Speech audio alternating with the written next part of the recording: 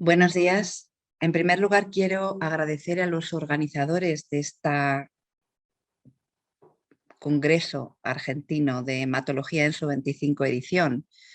invitarme para compartir nuestros datos sobre la monitorización del sistema inmune que hemos realizado en pacientes infectados por el virus SARS-CoV-2. Bueno, a estas alturas ya todos sabemos que la COVID-19, infección producida por el virus SARS-CoV-2, frente al cual el ser humano era totalmente naif, totalmente virgen, es decir, que es el encuentro por primera vez de la especie humana con este coronavirus específico, representa aún el problema público de salud a nivel mundial que tenemos, el más importante desde la declaración de la pandemia en marzo de 2020, que hasta la fecha, hasta hace muy recientemente, en este mismo mes, más de 200 millones de casos confirmados y casi 5 millones de muertes a nivel mundial. Aquí tienen además los datos específicos de Argentina, como digo, actualizados en esta página de la Organización Mundial de la Salud el 11 de octubre pasado. La COVID-19 es una enfermedad, todos sabemos que desde el punto de vista clínico es muy heterogénea, de manera que, por un lado, hay unos casos, la mayoría, que tienen síntomas leves, como tos, fiebre o incluso asintomáticos, que, como digo, hoy sabemos que son la mayoría, representan el 80 al 85% del total de los casos de COVID. Pero junto a estos y frente a ellos hay otros que tienen realmente casos graves con neumonía, que además puede complicarse en síndrome respiratorio y fallo multiorgánico y muerte. Realmente esta heterogeneidad de las manifestaciones clínicas de la COVID no acabamos de comprender por qué se produce, aunque sabemos que existe una serie de factores que claramente condicionan esta diferente evolución clínica, entre los que se incluyen el sexo, la edad o una serie de comorbilidades de los pacientes, pero como digo, entre otros factores que no controlamos bien.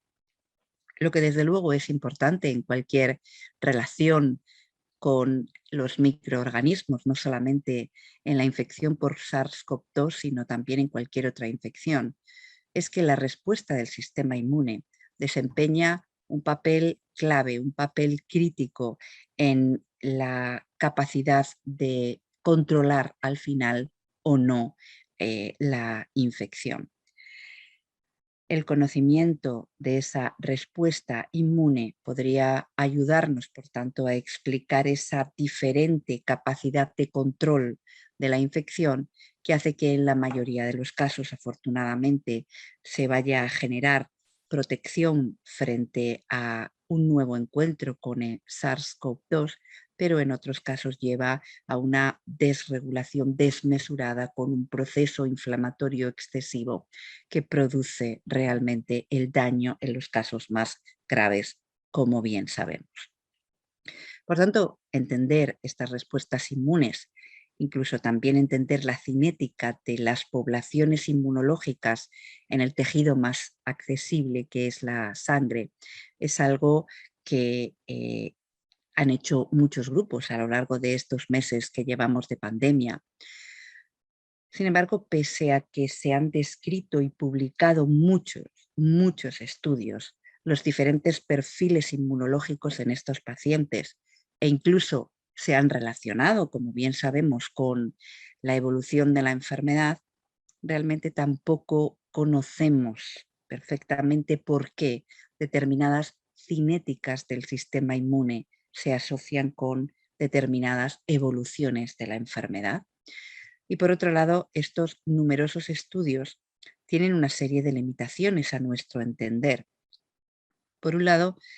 la mayoría de ellos comparan los datos de los pacientes con sujetos sanos, pero estos datos no se han normalizado en general de acuerdo con la edad de los controles.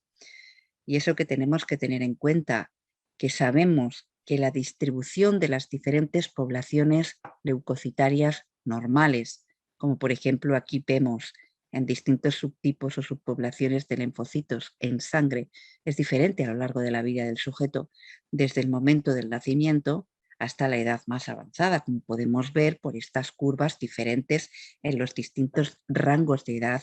para las diferentes subpoblaciones celulares. Además, otras limitaciones de estos estudios publicados son el hecho de que, no en todos, pero sí en la mayoría, los estudios son transversales, son estudios en un momento determinado,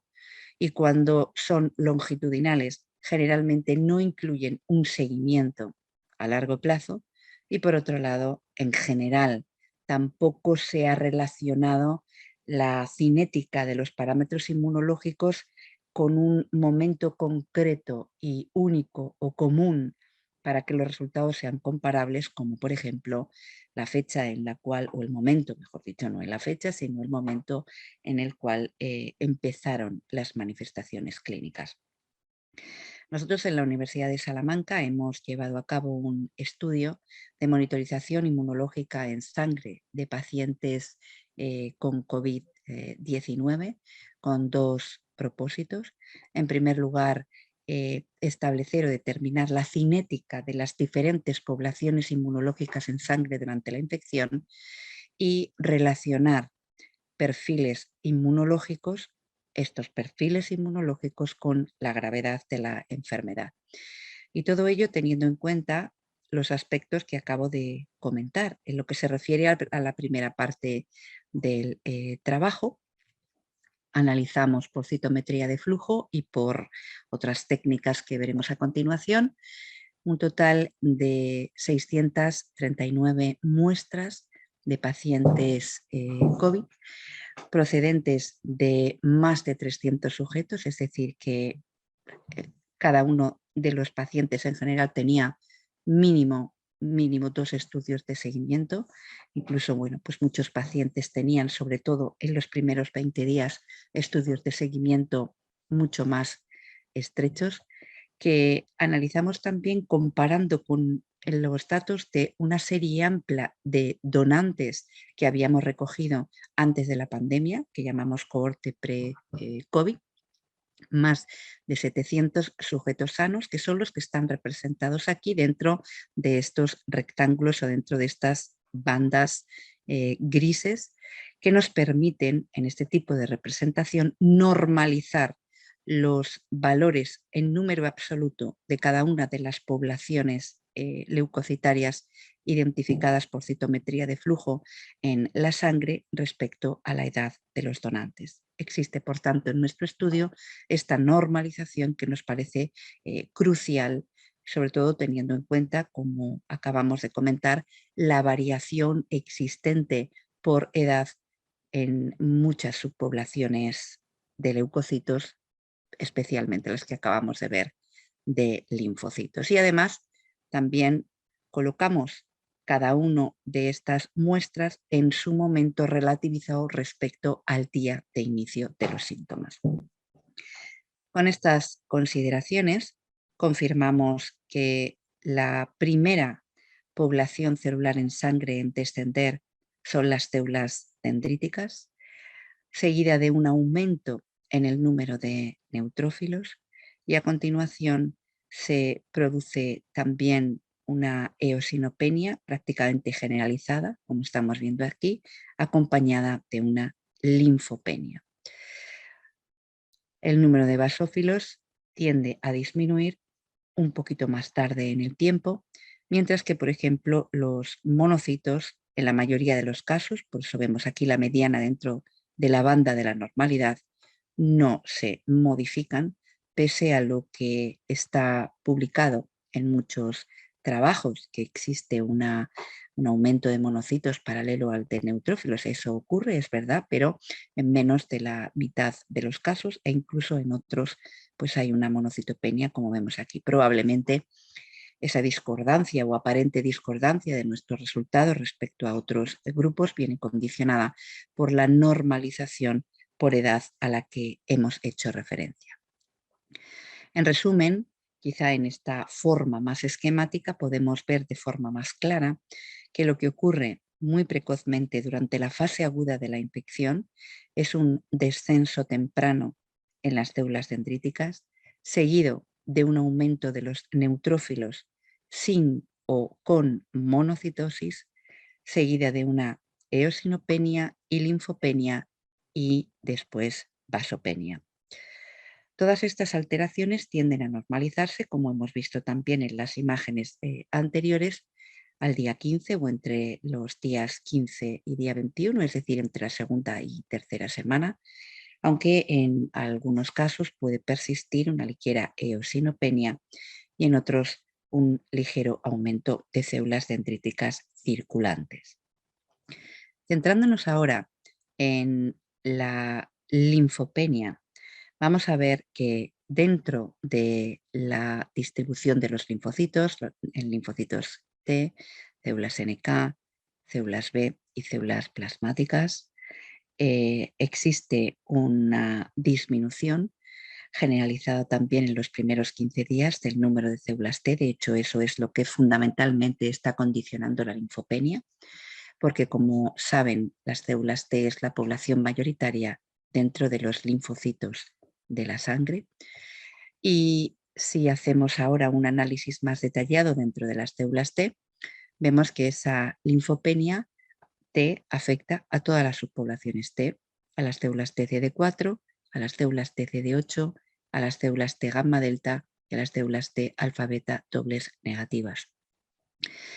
Si ahora nos centramos en los primeros 20 días de la infección durante la fase aguda, entonces sí que nos damos cuenta que quizá lo que es más temprano y sobre todo afecta a más número de pacientes es una reducción en las poblaciones citotóxicas,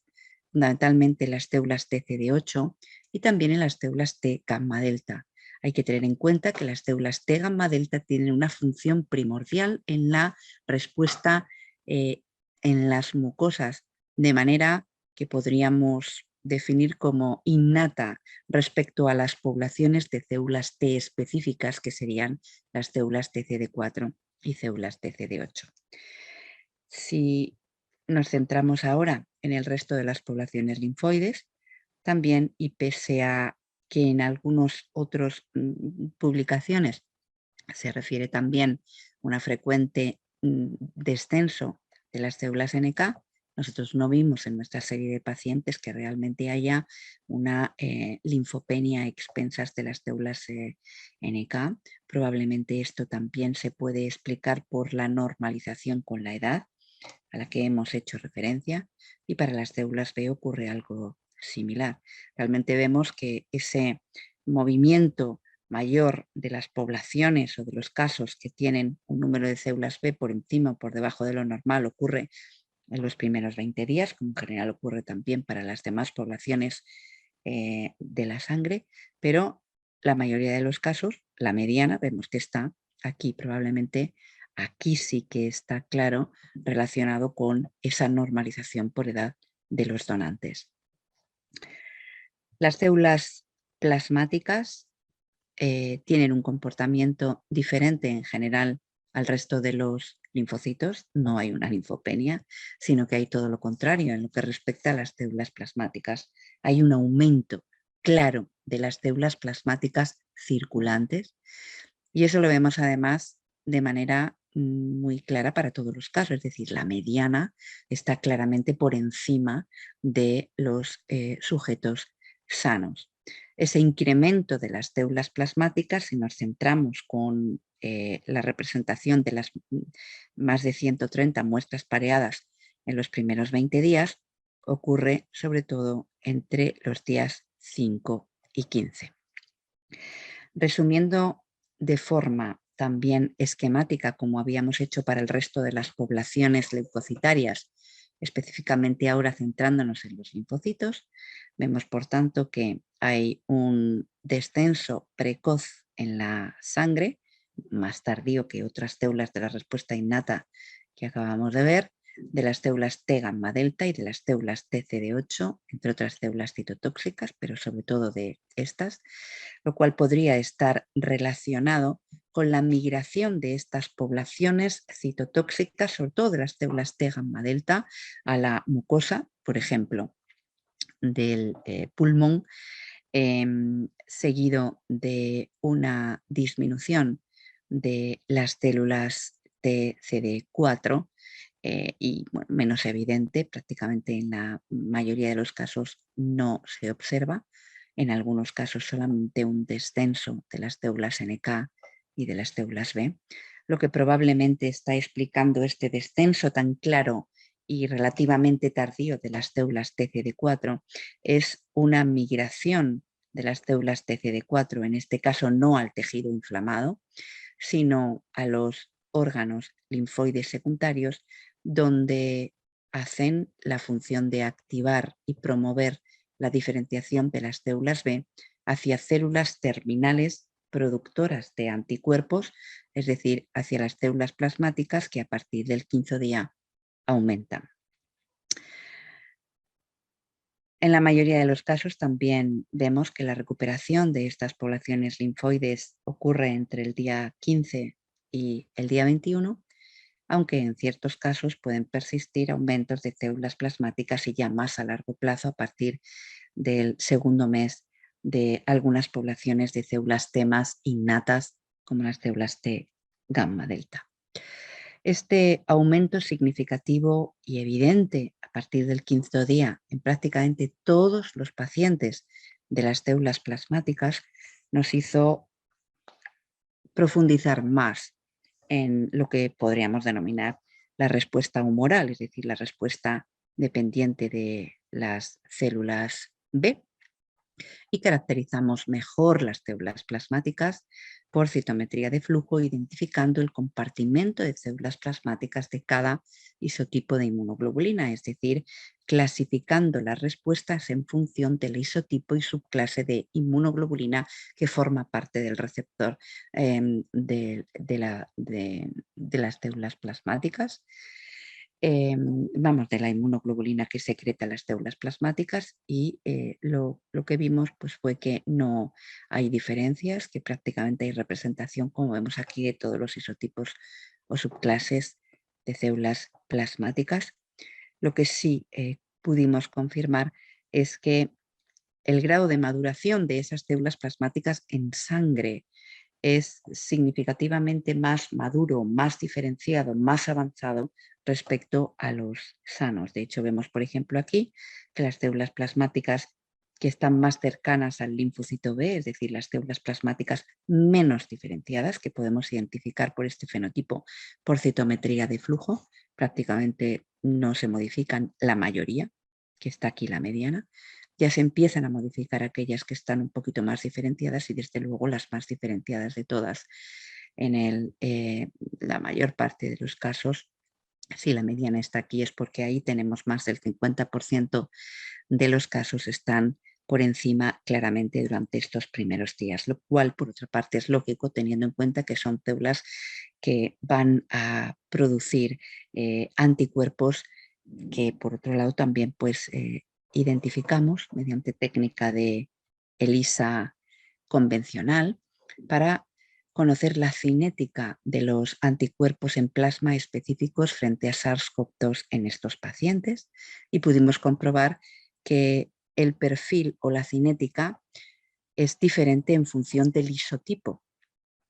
Y esas diferencias consisten, por ejemplo, que para la IgM el pico se alcanza al día 14 y a partir de la tercera semana en la mayoría de los pacientes se hacen indetectables,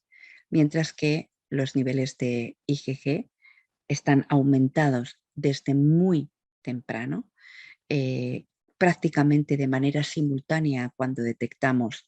la IgM y se mantienen estables, elevados durante mucho tiempo, durante unos 3 meses, después ya empiezan a reducirse, mientras que el perfil o el patrón de anticuerpos de isotipo IgA es un poco intermedio entre los dos anteriores, de manera que también observamos un pico más intenso que para la IgM al día 14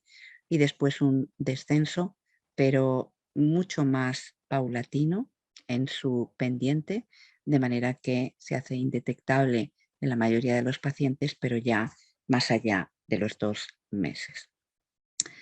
Por tanto, y a modo de resumen de esta primera parte de la charla,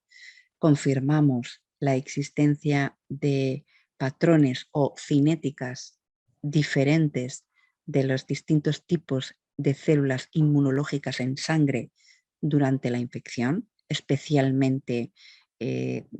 durante la fase aguda, durante los primeros 15-20 días. El cambio más precoz consiste en una reducción de las células dendríticas, seguida de una neutropenia, que puede o no ir acompañada de monocitosis, siendo constantes o mucho más constantes la eosinopenia, la vasopenia y la linfopenia, probablemente debido a migración hacia unos tejidos u otros, como acabamos de ver. Dentro de los linfocitos, los primeros en estar reducidos en la sangre son los linfocitos T citotóxicos, especialmente los linfocitos TCD8 y los gamma delta, seguido de un descenso de los TCD4 y más tarde, a partir del día 5 y entre el 5 y 15, incremento en las células plasmáticas de todos los isotipos y subclases, especialmente a expensas de la población de las células plasmáticas más maduras. Confirmamos también un incremento transitorio en los anticuerpos específicos frente a SARS-CoV-2 de isotipo IgM, que prácticamente fue paralelo a un aumento significativo y mucho más estable de los niveles de IgG, siendo el perfil de IgA intermedio entre los dos anteriores. Y en la mayoría de los casos, al día 15 o entre el día 15 y el día 21 de la infección, a las 2-3 semanas de la infección, pues la mayoría de estos cambios tienden a retornar a los valores de la normalidad, aunque en algunos casos pueden persistir ciertas alteraciones a las que hemos hecho referencia. La cuestión es si estos perfiles fenotípicos tienen relación con la gravedad de la enfermedad, si de alguna forma esta cinética diferente refleja la gravedad de la enfermedad, como de hecho también pues, han publicado otros autores, pero con las limitaciones a las que hemos hecho referencia antes. Para intentar responder a esta pregunta, analizamos estos perfiles inmunológicos relacionándolos con la gravedad de los pacientes en 3 grupos de sujetos: aquellos no hospitalizados con enfermedad leve o aquellos hospitalizados bien con enfermedad moderada o con enfermedad grave o enfermos críticos muy graves que requirieron soporte en unidades de cuidados intensivos. Y como es de esperar, los cambios más acusados en todas estas poblaciones se observaron en los pacientes hospitalizados, especialmente aquellos graves o más graves. De manera que los leves, que están aquí representados de color verde, pues prácticamente como vemos no se salen, salvo los eosinófilos al principio, una eosinopenia, de los límites de la normalidad, como vemos aquí,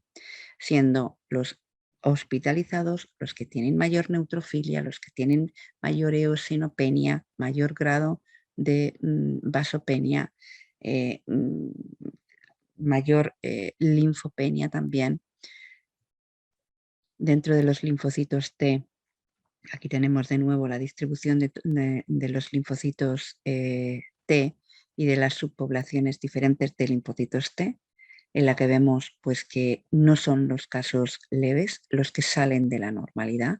sino los casos moderados y sobre todo, en general, los casos graves para todas las poblaciones, excepto para las células NK, que veíamos ya antes que no están reducidas ni aumentadas en general respecto al rango de la normalidad. Para las células B, realmente pues tampoco hay muchas modificaciones porque ya no las veíamos con el grupo general, pero sí para las células plasmáticas, para las cuales vemos también diferencias en función de la gravedad de la enfermedad,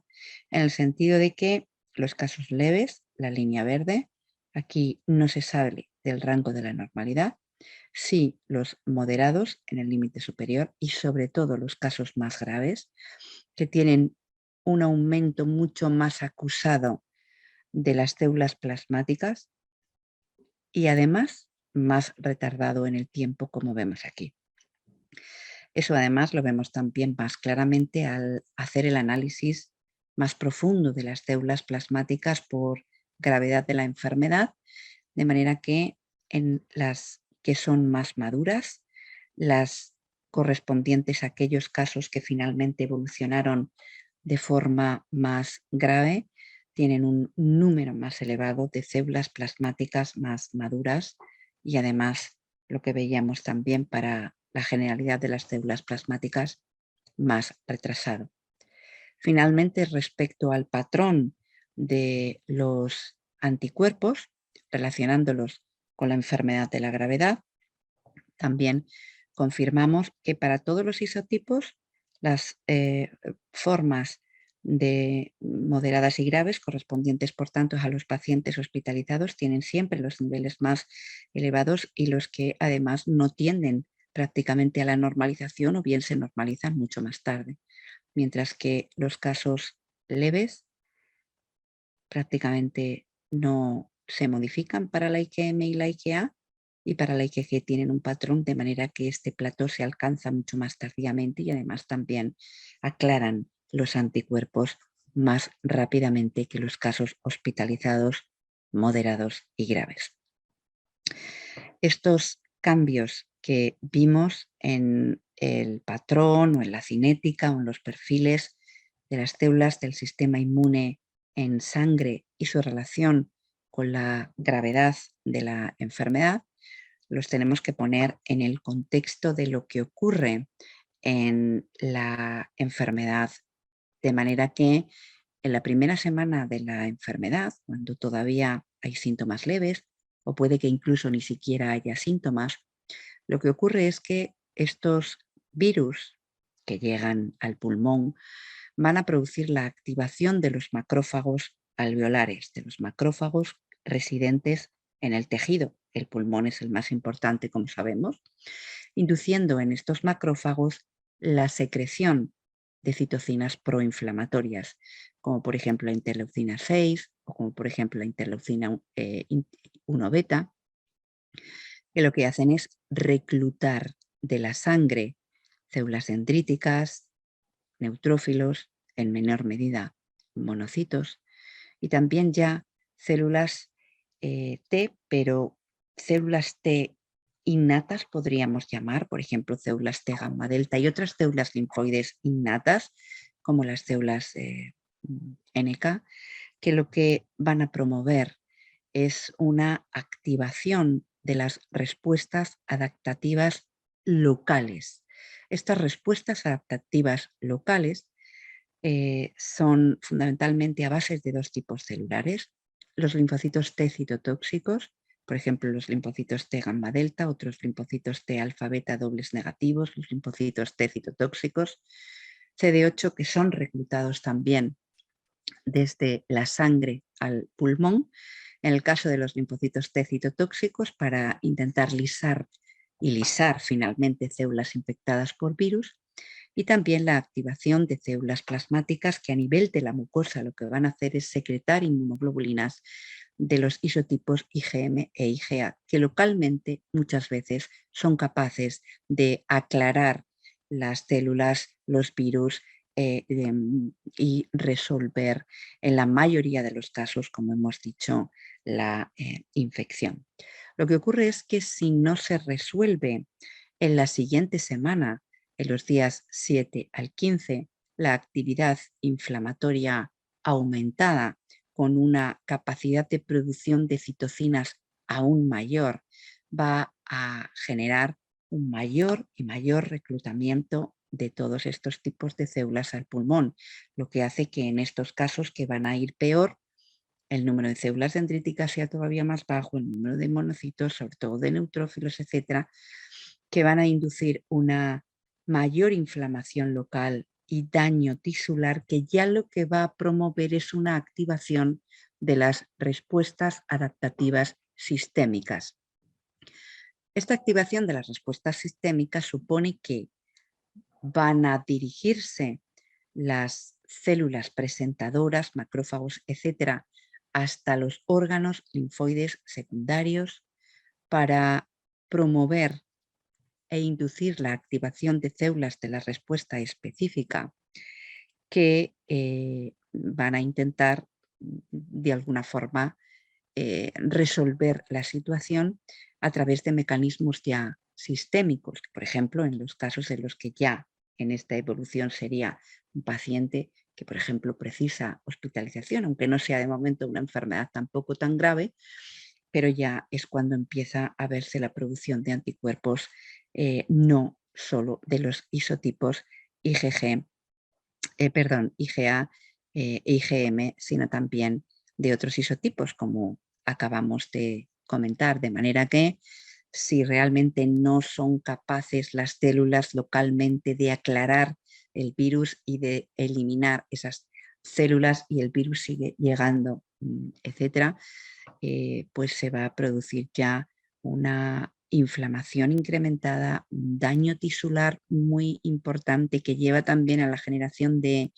edema, de efusión y en el caso del pulmón, deterioro funcional que supone pues un compromiso a la hora del intercambio gaseoso con el consiguiente deterioro de la función respiratoria y como más y más células están resultando infectadas por esa incapacidad del sistema inmune de aclarar los virus, hay una necesidad progresivamente mayor de que haya más células T citotóxicas y más anticuerpos que lo que pretenden es eliminar la infección, pero finalmente lo que producen es un daño tisular muchísimo mayor, porque los linfocitos T citotóxicos lisan las células haciendo muy extenso el daño tisular y los anticuerpos muy aumentados, lo que promueven finalmente es una exageración de esa reacción inflamatoria que lleva finalmente a una complicación y a una enfermedad grave, como acabamos de comentar. En definitiva,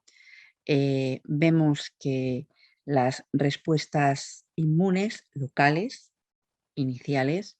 generalmente, en la mayoría de los casos, llevan a controlar la infección en estos primeros momentos en los cuales no hay síntomas o solamente hay síntomas leves, pero también a la vez esto tiene como contrapartida el hecho de que estos casos más leves podrían tener menos protección sistémica frente a un posible nuevo reencuentro con SARS-CoV-2 al no haberse generado anticuerpos de tipo sistémico. En ausencia de ese control local, se desarrollan los síntomas y se activan ya respuestas inmunes adaptativas en las que participan linfocitos de la respuesta específica y los niveles de anticuerpos más elevados se observan en aquellos casos más graves, en los cuales además también hay una relación entre la mayor gravedad y un pico más elevado y más retrasado de células plasmáticas, probablemente intentando que la propia respuesta humoral sea capaz de reparar un daño excesivo, pero que por el contrario va a llevar a respuestas inflamatorias exageradas, de manera que el propio sistema inmune es el que estaría induciendo al final esa enfermedad más grave. Como conclusiones finales, conocemos bastante mejor en el momento actual esa respuesta inmune frente a SARS-CoV-2 gracias a esa monitorización inmune realizada en pacientes durante un tiempo de seguimiento prolongado, y eso nos ha permitido conocer que hay patrones inmunológicos diferentes y que esa diferencia depende fundamentalmente de la gravedad de la infección. Como hemos dicho, por ejemplo, destacamos de nuevo la asociación clara entre el retraso de la respuesta humoral, pero mucho más intensificada, como hemos visto también tanto en el número de células plasmáticas circulantes como en el nivel de anticuerpos y formas más graves de la enfermedad. Lo que no conocemos todavía pues son qué factores, o no los conocemos todos, contribuyen a explicar esa heterogeneidad también en la respuesta inmune de unos y otros sujetos. Muchas gracias por su atención. Me gustaría reseñar que este trabajo pues, ha sido posible gracias al esfuerzo de mucha gente dentro del Centro de Investigación del Cáncer o de nuestro grupo del Centro de Investigación del Cáncer y Departamento de Medicina de la Universidad de Salamanca, liderado por Alberto Orfau, que es en realidad el director del trabajo, pero sin duda este trabajo no podría haber sido posible sin la colaboración de muchísimos otros servicios del hospital, muy comprometidos con los pacientes, especialmente el servicio de medicina interna, de hematología, entre otros. Muchas gracias por su atención.